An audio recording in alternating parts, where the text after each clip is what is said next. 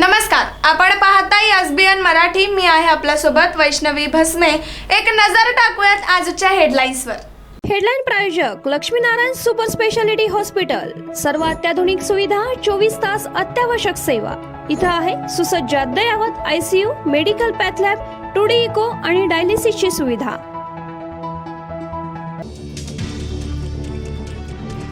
पुढच्या वर्षी लवकर या. पारंपरिक वाद्याच्या निनादात सांगली संस्थांच्या मानाच्या गणपतीचं विसर्जन. वाजत गाजत बाप्पाला दिला निरोप. कृष्णातीरी भाविकांची अलोट गर्दी. आली गवर आली. गणपती बाप्पानंतर आज घरोघरी गौराईचं मोठ्या थाटामाटात आगमन. पारंपरिक गौरी गीतांच्या गजरात आणि महिलांनी प्रचंड उत्साहात धरला फुगड्यांचा ठेका. मनोज जरांगे पाटलांनी टोकाचा निर्णय घेतला. उद्यापासून पाणी पिणं बंद करणं. मराठा आंदोलनाची धग वाढणार.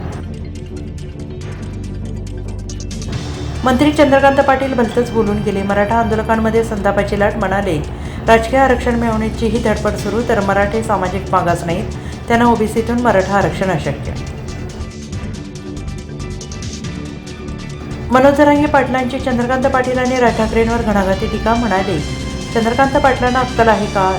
जास्तच वचवच करू नका. तर राज ठाकरे कुचक्या कानाचा मानाचा वकिलेला. एकीकडे जरांगेचं उपोषण, दुसरीकडे छगन भुजबळ ॲक्शन मोडवर. राज्यातील ओबीसी नेत्यांची तातडीनं बैठक बोलावली. मनोज जरांगे यांच्या आमरण उपोषणाचा तिसरा दिवस. मराठा वादळ मंत्र्यांच्या बंगल्यात जाण्याची शक्यता. मुंबई पोलिसांनी मंत्र्यांच्या घराकडील मार्ग केला बंद. जरांगेंच्या भेटीसाठी आलेल्या सुप्रिया सुळेंना घेराव. आंदोलक आक्रमक तर पक्ष घरं फोडून झालीत ना. आता निर्णय घेण्याची वेळ आली आहे. सुप्रिया सुळेंचा आझाद मैदानातून CM देवेंद्र फडणवीसांवर प्रहार. उदयनराजे शिवेंद्रराजेंनी जरांगे पाटलांच्या मंडपात उपोषणाला बसलं पाहिजे, पण हे भाजपचे हसतात. संजय राऊतांचा हल्लाबोल. मराठमोळी अभिनेत्री प्रिया मराठेचं निधन. कर्करोगाच्या आजाराने 38व्या वर्षीच प्राणज्योत मालवली.